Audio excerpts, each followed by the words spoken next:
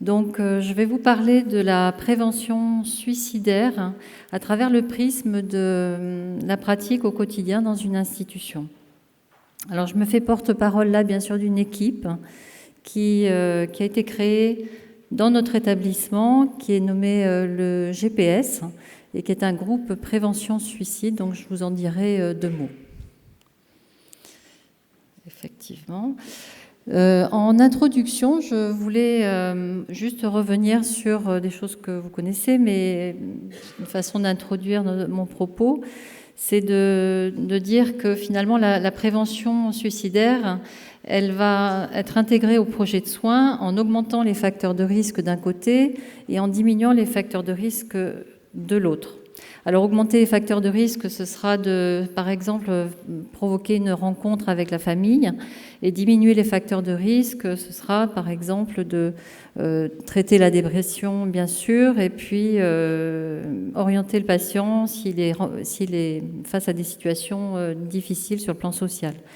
Et c'est aussi intégrer vraiment l'idée que l'idéation suicidaire étant un facteur de risque important pour le passage à l'acte, on aura toujours à l'esprit au cours du séjour du patient d'évaluer l'idéation suicidaire. Et ce qu'on a voulu justement dans notre établissement, c'est passer d'une évaluation qui se faisait peut-être un peu au hasard au départ et la systématiser.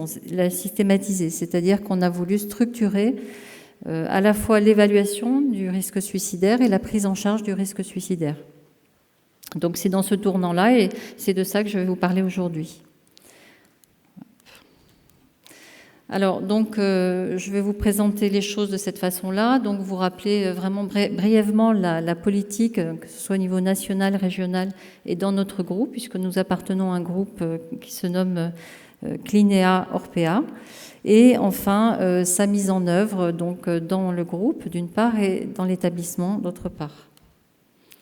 Alors là, le fondement politique, c'est-à-dire la politique, que ce soit nationale ou autre, c'est de nous inciter, professionnels, et nous sensibiliser pour soutenir aussi notre esprit d'innovation et notre capacité à s'articuler ensemble, comme on l'a vu tout à l'heure. Alors au niveau national, je vais vraiment, je vais pas m'étendre puisqu'on a vu tout à l'heure qu'il y avait des choses intéressantes qui se faisaient de ce point de vue-là. Juste là, j'avais repéré une mesure qui déjà parlait donc 2011, parlait de soutenir les personnes et les équipes endeuillées, et c'est de ça qu'on va parler aussi. Au niveau, donc cette politique se déploie au niveau régional par une incitation par la région à finalement mieux s'articuler justement entre nous, professionnels, pour fluidifier le parcours de soins. Et je repérais l'engagement qui nous est demandé aux établissements de participer à la post-urgence. Donc là, c'était énoncé, et c'est ce que nous avons fait, puisque nous avons une convention avec le service de post-urgence du CHU, du professeur Courtet. Alors, au niveau du groupe, le groupe est particulièrement concerné par cette question, puisque c'est un groupe avec beaucoup d'établissements qui ont des patients qui sont des populations à risque. Donc, les personnes âgées d'un côté et la psychiatrie de l'autre. Donc, ça, c'est forcément des populations à risque. Et donc, le groupe s'est vraiment engagé activement dans cette politique de prévention, en soutenant notamment le collège des psychologues. Ce sont tous les psychologues du groupe qui se sont réunis il y a maintenant une dizaine d'années, qui ont créé donc ce collège, donc 220 participants, et qui mutualisent l'expérience sur le terrain, qui la mutualisent et la partagent 2 fois par an. Donc la cellule aussi d'intervention institutionnelle a été créée dans un deuxième temps, et elle est une émanation de ce collège, et je vous en parlerai un peu plus. Au niveau de l'établissement, je voulais juste signaler donc 3 points. C'est le fait qu'elle s'est engagée, l'établissement s'est engagé dans cette démarche de prévention par le choix de son EPP, donc évaluation des pratiques professionnelles, il y a maintenant plus de 5 ans. et l'organisation de la formation pour tous et l'ajustement. Donc la politique de prévention se fait sentir au quotidien par l'ajustement des moyens humains en particulier, puisqu'il témoigne d'une certaine réactivité dans l'établissement lorsque l'établissement est confronté à des difficultés. Alors pour ce qui est de la mise en œuvre, donc je vais vous parler maintenant de l'aspect très concret. Donc là, je voulais, pour vous parler de l'aspect concret, vraiment vous parler de deux dispositifs qui ont été créés, la cellule d'intervention institutionnelle qui se fait au niveau du groupe, et je vous parlerai du GPS dont je vous ai parlé tout à l'heure. Donc les enjeux de cette cellule, c'est vraiment de venir soutenir un établissement qui est en crise. Alors au départ, c'était suite à un événement, un suicide dans un établissement. C'est ce qui a amené cette cellule à être créée. Mais aujourd'hui, cette cellule peut être interpellée pour des raisons tout à fait différentes, comme des établissements en crise institutionnelle ou bien un décès d'origine somatique, par exemple.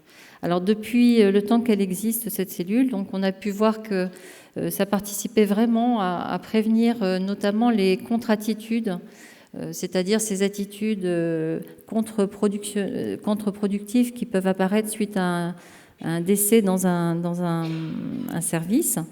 Et donc je détaillerai. Et également, bien sûr, l'aspect psychosocial, c'est-à-dire la diminution de la souffrance des professionnels lorsqu'ils sont entendus par cette cellule. On pense aussi que, même si on n'a pas de chiffres, mais on pense aussi que ça a un effet sur les suicides ou les passages à l'acte par répétition, donc par ricochet. Alors comment ça fonctionne? Donc l'établissement, le directeur de l'établissement appelle cette cellule. La cellule envoie 2 psychologues sur site. Alors, pas dans l'immédiat, puisque l'immédiat est confié à l'établissement lui-même, mais dans les jours qui suivent. Ces 2 psychologues donc, viennent animer dans l'établissement un groupe de parole et ça peut éventuellement être complété par des actions individuelles. Tous les salariés sont invités, hormis la direction, pour éviter que la parole soit bridée.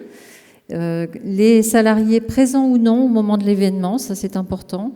Et l'intervention reste une intervention ponctuelle, puisque au-delà de 3, ça pourrait être considéré comme quelque chose qui serait comme une thérapie. Donc c'est pas du tout le but de cette cellule, mais peut-être éventuellement à certains moments de préconiser des actions à l'établissement.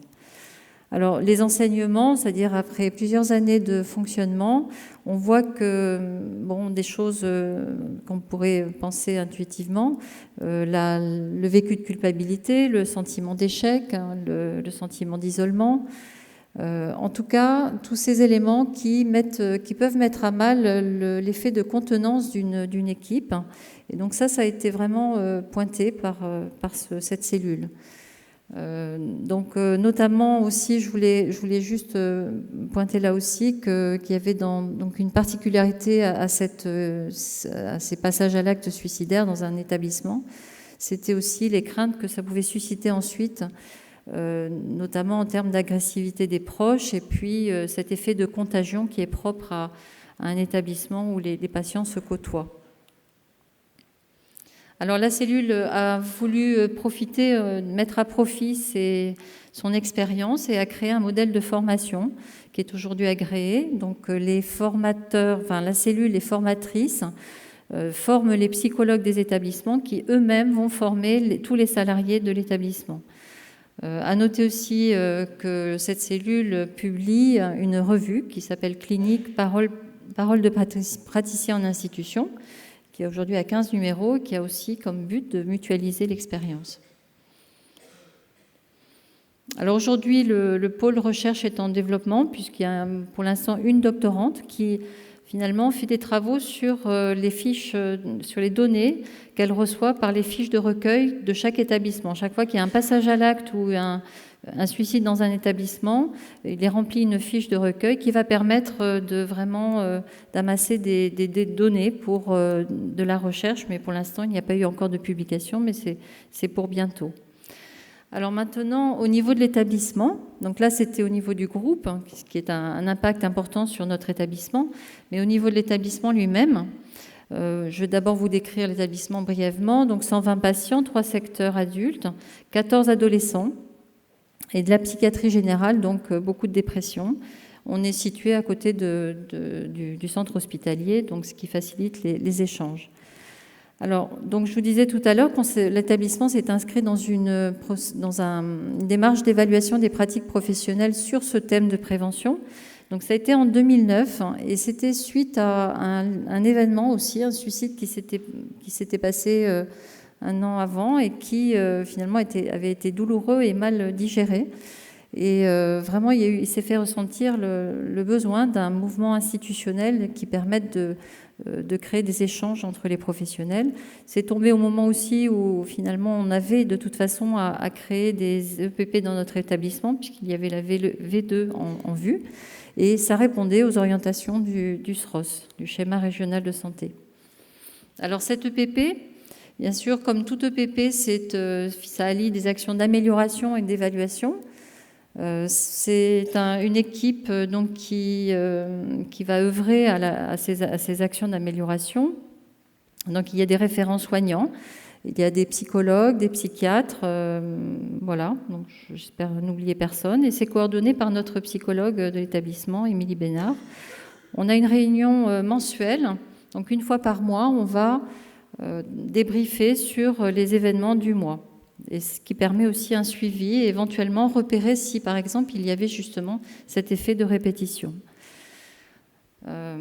Voilà, donc ça, j'en ai déjà un peu parlé. C'est finalement les missions générales d'une EPP, c'est donc d'évaluer, d'analyser déjà la situation, de proposer des actions d'amélioration, de les évaluer et là, dans ce cas précis, de les transmettre pour que vraiment ces actions soient partagées par l'ensemble du personnel. Alors on a aussi depuis peu dans l'idée, et puis on a commencé d'ailleurs à faire des réunions cliniques, hein, mais plus, on va dire, plus théoriques, hein, qui permettent de partager notre expérience sur les passages à l'acte, qu'ils soient suicidaires ou même auto-agressifs. Donc on a beaucoup de passages à l'acte finalement auto-agressifs plutôt que suicidaires. Alors, depuis donc, la création de cette EPP et la volonté de systématiser, on a systématisé déjà l'évaluation suicidaire, ce fait de l'entretien de préadmission à la sortie, et surtout, ce qu'on ne faisait pas forcément avant, c'était avant toute sortie en permission. Et vraiment, bon, notamment le week-end, quand il y a des sorties de 2 jours, ça peut être vraiment un moment difficile pour le patient. Donc ça a été systématisé. Cette évaluation apparaît dans le dossier informatisé. Ensuite, la réponse apportée à la crise, bon, vous la connaissez, ça va de l'alerte au recueil des données, en passant par la balance décisionnelle, l'application du protocole qui a été créé par le GPS et les transmissions, la qualité des transmissions. Je voulais juste là pointer une chose qui concerne l'alerte, c'est que l'alerte est donnée jusqu'à la standardiste, hein, qui est bien placée pour voir une personne partir. Donc voilà, vraiment tout le monde est impliqué, tout le monde reçoit d'ailleurs, on verra la formation pour avoir conscience de l'importance des choses. Ce protocole risque suicidaire qui a été donc créé par le PP, en fait c'est un code couleur, c'est un guide pour l'évaluation et la surveillance du risque suicidaire. Donc un code couleur vert, pas de risque, donc pas de mesures particulières. Le orange, c'est une couleur qu'on a gardée pour caractériser toutes les situations où on ne sait pas trop. Il y a un facteur de risque suicidaire, mais pas vraiment d'intentionnalité exprimée. Donc on va être particulièrement vigilant, notamment lors des sorties en permission ou lors d'une demande de sortie définitive. Donc ça va juste nous mettre un petit peu la puce à l'oreille. La couleur rouge, c'est pour caractériser un risque suicidaire avéré, donc un risque suicidaire qui va justement déclencher une série d'actions qui sont protocolisées maintenant et qui permettent finalement de ne rien oublier, on va dire. Le risque imminent, c'est celui où on a une intentionnalité suicidaire et où l'établissement considère qu'il n'est pas en mesure de protéger le patient compte tenu de l'imminence peut-être ou de l'impulsivité. Et donc ce patient est adressé dans ces cas-là en SPDT à la Colombière. Un autre point de prévention dans l'établissement, c'est la formation, mais j'en ai déjà beaucoup parlé, pour redire que tous les salariés sont formés, de la secrétaire standardiste aux soignants, par la psychologue qui a reçu elle-même la formation par la cellule. Donc il s'agit d'améliorer les connaissances, il s'agit aussi de mettre en pratique notamment l'évaluation suicidaire, par exemple, avec des jeux de rôle. Ça dure une journée. À ce jour, ça dure une journée. Donc, c'est une formation qui va être renouvelée dans le temps. Tous les salariés aujourd'hui ont été formés. Bon, là, c'était pour vous parler maintenant de la prévention. Comment la prévention nous amène aussi à travailler avec les structures avoisinantes. Donc, vous redire que nous avons une convention avec le service de post-urgence qui fait qu'aujourd'hui, on a plus de patients post-suicidants. Donc, on est aussi un petit peu amené à se poser des questions sur cette prévention davantage encore. Le travail avec vigilance depuis un an à peu près. Donc, petit à petit, j'espère qu'on va vraiment collaborer parce que c'est une entreprise, c'est une démarche qui est vraiment, on l'a vu, très, très palpitante, on va dire. Le travail avec les médecins traitants, notamment à la sortie, c'est vrai qu'il faut vraiment s'assurer, ça nous est demandé, mais c'est une évidence que le travail de coordination avec les médecins traitants, c'est un travail important. La sortie est un moment difficile pour les patients. Et on a pu repérer qu'il y a beaucoup de retours. Alors, il faudrait donc améliorer ce passage-là. Je voulais vous parler, avant de terminer, des projets. Donc, comme on le voit ailleurs, hein, comme on a vu dans d'autres initiatives, on aimerait améliorer le suivi en post-hospitalisation. Et puis, on aimerait beaucoup travailler, structurer en fait, parce que ça se fait déjà, mais c'est pas structuré, l'inclusion des proches dans la prise en charge. Donc, c'est vraiment un point qui, à mon avis, est un point qui est vraiment défaillant. Donc, j'aimerais pouvoir le structurer davantage. Alors, pour conclure, je voulais revenir sur le fait que, finalement, les deux dispositifs dont je vous ai parlé sont nés, sans le savoir, mais sont nés chacun d'une situation douloureuse qui parle finalement de la façon dont le suicide et les actes suicidaires nous mobilisent, nous professionnels. On a besoin d'en parler, on a besoin de sortir du silence. Et puis enfin, je voulais revenir sur ce que c'est que la prévention suicidaire, on va dire les points forts que je voulais remettre un petit peu en avant là. C'est le fait d'accueillir l'idéation suicidaire qui nous amène à finalement travailler parfois sur nos propres résistances et nos préjugés. C'est maintenir la contenance du cadre, ce qui nous amène à travailler ensemble, ce qui n'est pas toujours simple. Et donc, c'est toujours un travail permanent. Et assurer une cohérence et une fluidité du parcours de soins pour le patient, c'est donc avec les structures médicales, avec les médecins et les psychiatres traitants, et donc avec l'entourage de nos patients. Je vous remercie. Merci beaucoup.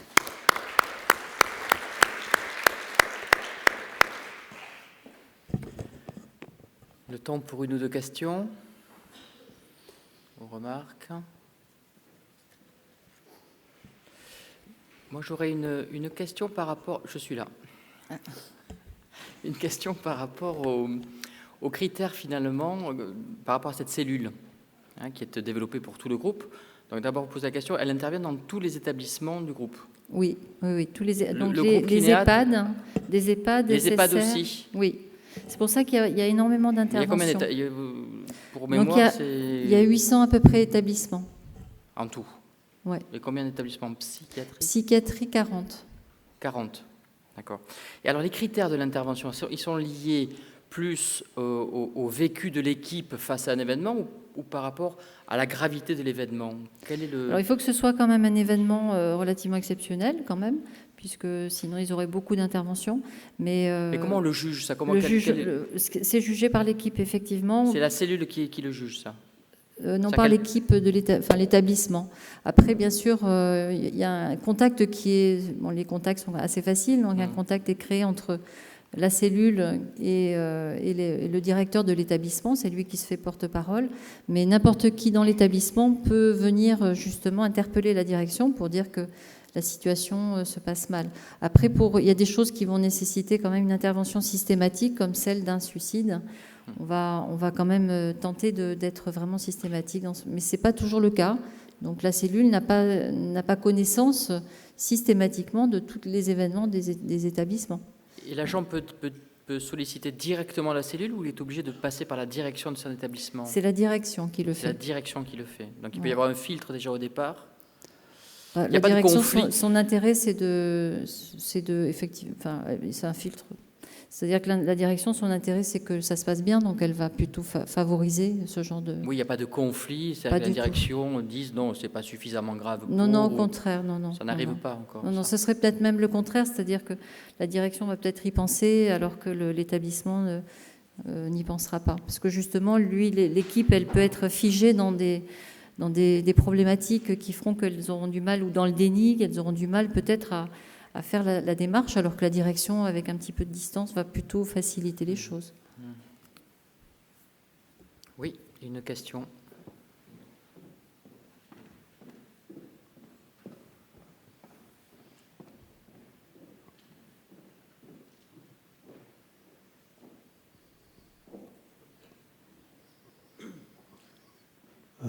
Merci pour votre intervention.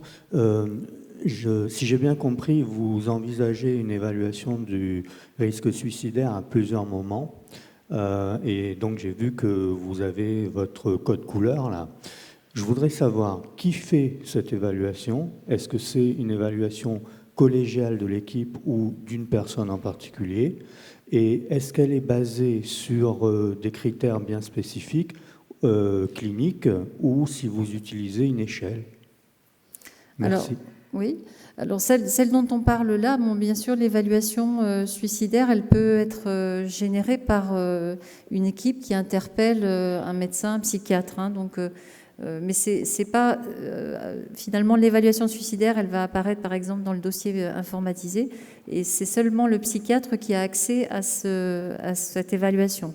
Donc ça peut naître d'une interpellation par l'équipe, mais c'est forcément le psychiatre qui va changer la couleur, on va dire. Et donc, vous parlez des moyens, c'est surtout... en fait, c'est surtout une appréciation clinique de nos jours, actuellement, même si dans le dossier, il y a aussi l'inclusion de la RUD. Donc c'est inclus dans le dossier, c'est-à-dire que c'est facilité, il suffit de cocher en fait. Donc la RUD est déployée, et on coche, et après ça apparaît directement dans le dossier. Donc ça c'est un outil qui est aujourd'hui peut-être pas encore assez utilisé. Donc on en est déjà, en fait, dans notre étape, dans nos étapes de l'EPP, déjà de systématiser l'évaluation, quelle qu'elle soit, on va dire. C'est-à-dire s'assurer qu'elle est bien faite très régulièrement. Mais effectivement, après, se mettre d'accord sur les moyens de l'évaluation, ce serait effectivement intéressant pour savoir de quoi on parle. Et puis mettre, pas tout le monde d'accord, mais en tout cas de savoir de quoi on parle. Il y a en tout cas les moyens pour que ça puisse être amélioré.